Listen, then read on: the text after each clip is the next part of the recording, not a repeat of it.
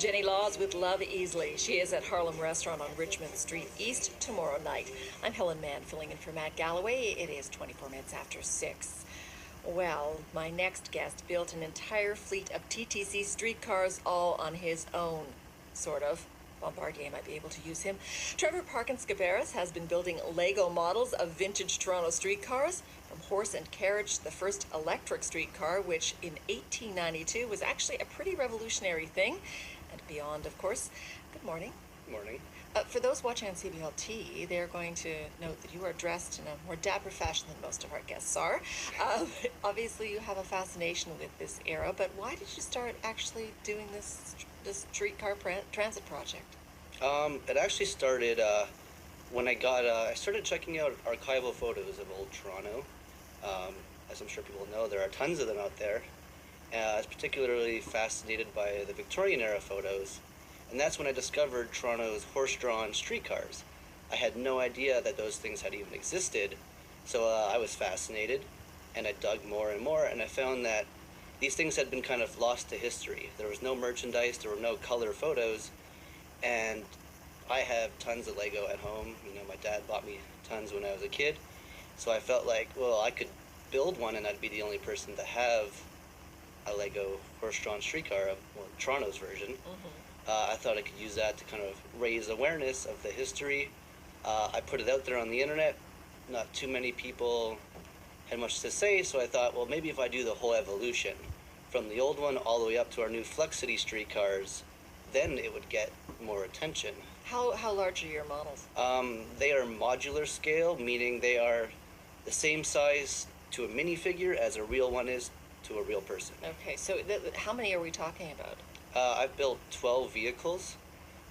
Most are streetcars, but I also did a horse-drawn omnibus, public transit sleigh, and a 1921 double-decker bus. How long did all this take you? It's about a year in the making now. And if you break that down to hours, how many hours a day did you spend on it? Well, it was never, it was very scattered over the last year. Sometimes I sat down 6-7 hours straight, digging through piles, and then sometimes these things sat half-built for months at a time. Any help? Did you do it all by yourself? Nope, it was all me. Wow. And which one was the most difficult to construct? The newest Flux City streetcars, because I wanted mine to be motorized and flexible, so now it is. But I mean, streetcars are very curvy, their faces are, yeah, you need a lot of wacky pieces. Yeah, and the wacky pieces, I know there's the collectors out there who trade them, who chase them down on things like Kijiji. This can be a pretty expensive hobby. Any idea how much all this cost you? I actually don't, because a lot of it was parts I already had, I needed from the internet. Right. Anybody donate some? Because a lot of us have Lego in our basements. Yeah, somebody gave me a bag of bricks, but bricks aren't what you need when you're building streetcars. Yeah. So you're trying to get the actual vintage streetcars back on the road, I understand. Why? Well, specifically, there are 8 antique TTC vehicles. Only 3 are streetcars. One's the horse-drawn streetcar, but there's also the 1921 TTC double-decker bus. So these things are in Ottawa in storage where nobody can see them. I had asked if I could come out and take pictures. They said, sorry, we normally would let you, but they're buried in other artifacts. That's when I felt like these things should be in Toronto. They should be on display. What I really want to see is them actually running in the streets. And can they still do that? I mean, is the gauge still the same for streetcars to run actually, in terms of the tracks? The horse-drawn streetcar will run on modern streetcar tracks. Well, that's interesting. That hasn't changed at all. Now, we did hear from the GTC they're going to run some vintage cars this summer, but maybe, obviously not the ones going as far back as you're talking about. Just the one, actually. There's been some confusion. I think one PCC, which is like the 70s, 80s car. But see, I feel that with all the kind of the drama that's going on with the TTC, they could really use some sort of positive news coverage.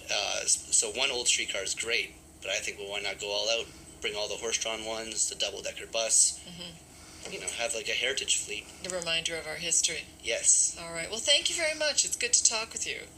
And one more thing, where can we see these?